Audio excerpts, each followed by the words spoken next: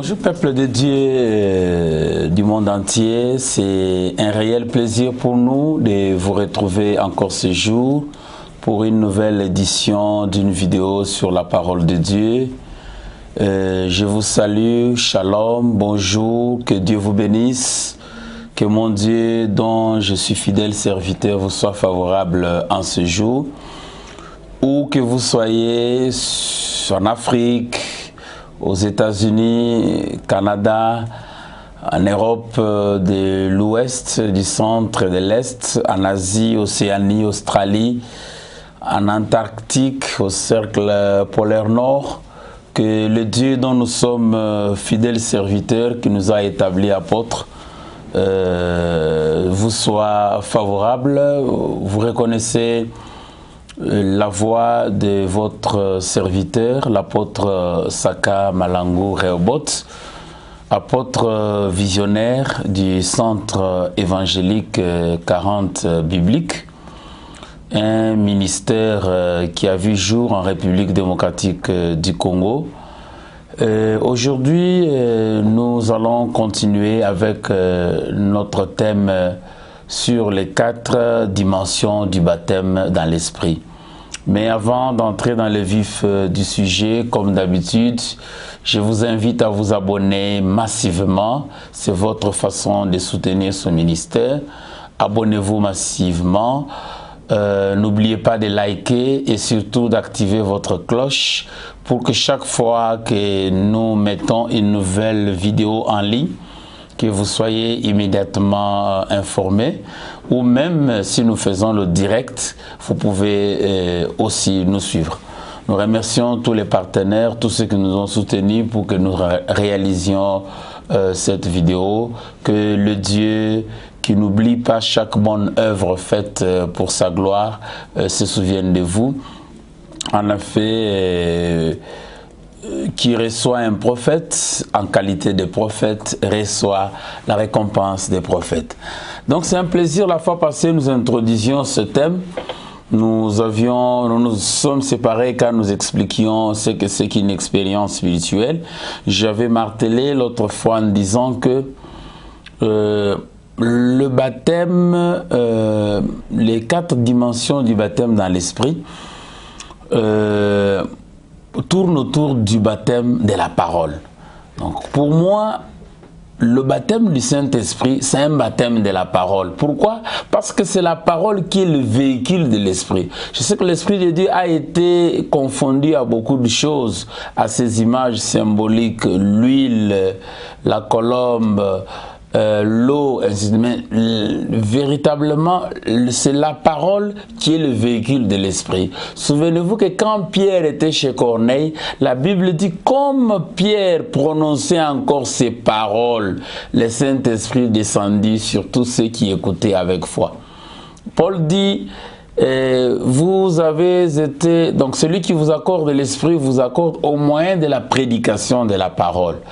Et le même Paul dit en Ephésiens 4, il vous dit, en lui aussi, après avoir entendu la parole de vérité, l'évangile de votre salut, en lui vous avez cru et vous avez été scellés du Saint-Esprit qui avait été promis. Donc, il est impossible de concevoir le Saint-Esprit sans la parole. C'est la parole qui est le véhicule de l'Esprit.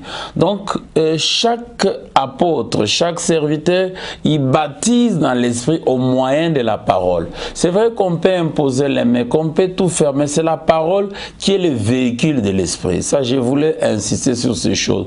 Et alors, la fois passée, j'ai dit ceci, que en parlant du baptême de l'esprit en 4 dimensions, c'est à chaque dimension, c'est quand vous dispensez les enseignements de telle dimension que vous baptisez le peuple qui écoute avec foi à telle ou telle dimension de l'esprit. Et selon mon discernement, j'enseigne le baptême ou le baptême dans l'esprit en 4 dimensions. Et la première dimension, vous avez dit que c'est le baptême du cœur. Mais avant que j'entre dans le vif sur le baptême du cœur, je vous avais dit qu'il ne suffisait pas seulement de dispenser les enseignements de telle ou telle dimension pour que automatiquement ceux qui entendent soient baptisés à cette dimension. Il doit se passer un miracle. Il faut que ceux qui écoutent fassent une expérience spirituelle de ces enseignements dans cette dimension de l'esprit pour être baptisés. Et qu'est-ce que j'entendais alors par expérience spirituelle? Je dis pour arriver à une expérience spirituelle, il fallait d'abord intérioriser. Intérioriser ce que dit la parole. Lorsque vous intériorisez cela et que deuxièmement, vous allez obtenir une compréhension nouvelle. Et cette compréhension nouvelle peut toucher le monde, Dieu, la vie même, les signes des temps. Donc c'est comme si on vous ouvre l'esprit et vous obtenez une compréhension nouvelle de la vérité que vous avez intériorisée. Enfin, vous vous appropriez l'appropriation de la vérité et au finish, cela devient un principe directeur. Ce n'est plus l'affaire du prédicateur, mais que vous dormiez, que vous voyagiez, que vous soyez où, votre vie est conduite par des principes directeurs spirituels qui vous conduisent, si vous permettez cette tautologie. Alors, à ce moment-là, vous avez fait une expérience spirituelle de la parole. Alors, je vais maintenant à la première dimension du baptême dans l'esprit, que je désigne par le baptême du cœur.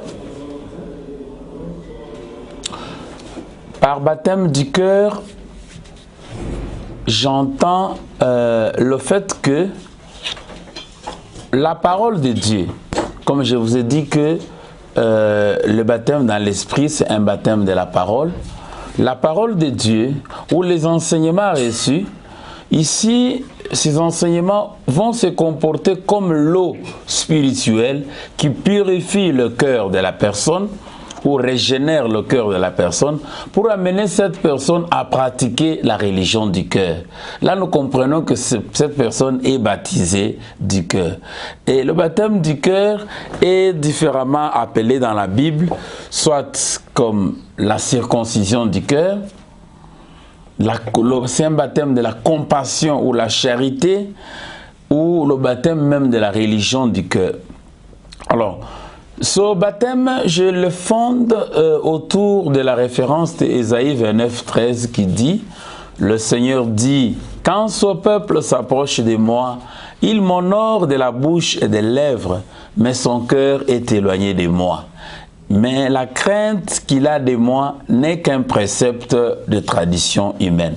Donc, la première caractéristique qui va vous démontrer que cette personne est baptisée du cœur ou a subi une circoncision du cœur, cette personne pratique la religion du cœur. Il refuse l'hypocrisie et le déguisement. C'est-à-dire la personne ici n'aime plus paraître ce qu'elle n'est pas. Elle ne peut pas se faire passer pour d'autres. Elle ne se déguise pas. Il abat la mauvaise foi, l'idolâtrie, le mensonge. La personne hait le mensonge, déteste les mensonges, l'idolâtrie, la mauvaise foi, l'hypocrisie. Et qu'il y a des choses, je continue, il déteste le formalisme religieux. C'est-à-dire toutes des choses qui créent une spiritualité des apparences, des formalités extérieures, des dieux portatifs, des images. La personne va se comporter comme l'avait fait Ézéchias en 2 Rois chapitre 18 verset 3. Ézéchias a constaté que bien que le Néhushtan, entendez par Néhushtan, le serpent d'airain que Moïse avait fabriqué, et placé sous la perche. Ce serpent avait guéri. Ce serpent avait neutralisé le venin des autres serpents. Mais plus tard, le peuple a commencé à offrir, à brûler du parfum et de l'encens pour ce serpent, pour obtenir la guérison, la chance. Mais on dit que Ézéchias mit en pièces ce serpent d'airain que Moïse avait fait et il mit sa confiance en l'Éternel. Et ainsi, la Bible dit qu'il réussit dans toutes ses entreprises. Donc, lorsque la personne atteint la dimension du baptême de cœur, il hait le formalisme religieux. Il hait toutes des choses, des dogmes, des principes élaborés par des hommes, les prisons spirituelles. La personne se sent libérée de pratiquer la religion du cœur, la religion de la conviction. J'avais déjà dit qu'il dit non au mensonge. Et la personne comprend que ça ne sert à rien de cacher des choses et d'être hypocrite parce qu'il fait l'expérience. Là, je parle déjà des principes phares ou des expériences que l'on fait à la première dimension. La personne comprend qu'il n'est rien de caché qui ne doit être découvert, rien de caché qui ne sera connu. Luc 8, 17. Car rien de caché, il n'y a rien de caché qui ne doit être découvert, rien de secret qui ne doit être connu. La personne comprend que ça ne sert à rien de mentir aux hommes ou de se faire passer pour d'autres parce que Dieu voit tout. C'est le cœur me reproche. Deuxième chose, il ne fait rien qui n'est pas issu de sa conviction. Tout ce qui n'est pas produit des convictions est péché. Romains 14, 23. Tout ce qui n'est pas produit d'une conviction est péché. Donc il agit selon la conviction. Il ne donne plus place au doute. Et la personne ici ne veut plus, je le disais tantôt, faire des choses par contrainte, offrir par contrainte. C'est pas parce que tu dis amène $100 qu'il amène. C'est pas parce que tu dis qui peut monter avec des $100. Il a la conviction de que l'esprit lui-même le pousse, le convainc. Il agit. Parfois tu n'as même pas encore demandé. Lui se lève et vous donne. Parce que il fait l'expérience de 2 Corinthiens 9, 7 qui dit que chacun donne comme il l'a résolu dans son cœur, sans tristesse ni contrainte, car Dieu aime celui qui donne avec joie. Quatrième expérience que l'on réalise à la première dimension du baptême dans l'esprit, qui est le baptême du cœur. Cette personne fait l'expérience du véritable lieu d'adoration. Le véritable lieu d'adoration de Dieu en esprit, en vérité, c'est le cœur de la personne. Ce n'est pas le temple, ce n'est pas la montagne, ce n'est pas la chapelle, ce n'est pas quoi que ce soit. Non, la personne comprend qu'on adore Dieu avec son cœur. C'est ce que Jésus dit à la femme samaritaine. Jean 4, 21, femme, lui dit Jésus, crois-moi, femme, car l'heure vient où ce ne sera ni sur cette montagne, ni à Jérusalem que vous adorerez le Père. Mais l'heure vient, et elle est déjà venue, où les vrais adorateurs adoreront le Père en esprit et en vérité. Car ce sont là de tels adorateurs que le Père demande. Car Dieu est esprit, il faut que ceux qui l'adorent, l'adorent en esprit et en vérité. Donc la personne comprend que non, ce n'est pas Akawama qui a Dieu, ce n'est pas Ambulanga qui a Dieu, ce n'est pas Mamouni Moana qui a Dieu. Non, Dieu, c'est moi qui ai Dieu dans mon cœur. Si je ne l'ai pas, ce n'est pas au temple que je vais le trouver. La personne comprend. Il ne veut plus toutes les formes extérieures, toutes les choses que les hommes ont fabriquées pour montrer que c'est ça Dieu. Les photos, les ceci, cela, l'eau du Jourdain, la veste. Non, la personne fait l'expérience du véritable lieu d'adoration qui est le cœur de l'homme et il fait confiance à Dieu seul qui y est dans son cœur. Voilà, peuple de Dieu, c'était la première dimension du baptême dans l'esprit, qui est le baptême du cœur, ou la circoncision du cœur, ou le baptême de charité. Et vous comprenez que selon mon illustration, parce que le baptême, les 4 dimensions du baptême dans l'esprit, j'ai illustré ça par une pyramide qui a une grande base et un sommet rétréci. La base, la première dimension qui est la base, c'est le baptême du cœur. C'est pourquoi vous avez vu l'apôtre Paul dire même si j'atteins le niveau de la toute connaissance, la science des mystères, même si je peux déplacer les montagnes, mais si je n'ai pas la charité, si je n'ai pas la charité, c'est un problème de cœur. Lorsque une personne reçoit le baptême du cœur, il devient une personne charitable. On l'ôte le cœur de pierre, il a un cœur de chair. Il est sensible. Cette personne est sensible à la souffrance des autres. Il est ému de compassion devant la souffrance. Le baptême du cœur ôte l'endurcissement, l'insensibilité, le sadisme, les choses de ce genre. Et on est sensible à la souffrance de l'autre. On est ému de compassion quand d'autres se perdent, quand d'autres souffrent. Et alors, c'est ça la base. Tu peux atteindre la dimension de faire des grands miracles, de communiquer des grands mystères de Dieu. Mais lorsque tu n'as pas de base, tu vas réaliser que tu tomberas à coup sûr. Le baptême du cœur. Alors, peuple de Dieu, cela m'amène maintenant à vous parler de la deuxième dimension du baptême. J'introduis la deuxième dimension du baptême dans l'esprit, qui est le baptême de la cendre. J'ai nommé ça baptême de la cendre, mieux aussi baptême de l'humilité, le baptême de l'humilité. Alors, ici, comme je vous ai dit que toutes ces dimensions du baptême dans l'esprit, ce ne sont que des variantes du baptême de la parole. Ici, par cette dimension, la deuxième bien sûr, le deuxième niveau de mon escalier dans la pyramide du baptême dans l'esprit, ici le baptême de la cendre, la parole de Dieu ou les enseignements dispensés ou reçus vont se comporter comme un feu. Ce feu brûle le moi. Ça va brûler le moi, la chair de la personne, jusqu'à réduire la personne à l'état de cendre, à l'état de déchet ou de résidu final. Ce que j'appelle le reste, un déchet, un reste. Ce reste, c'est-à-dire, cela aura comme conséquence de conférer une profonde humilité. La personne devient humble. La personne peut avoir de grands diplômes, avoir des moyens, être un grand boss, mais il ne voit pas que cela est quelque chose. Il trouve que la vie d'une personne est plus que tout cela.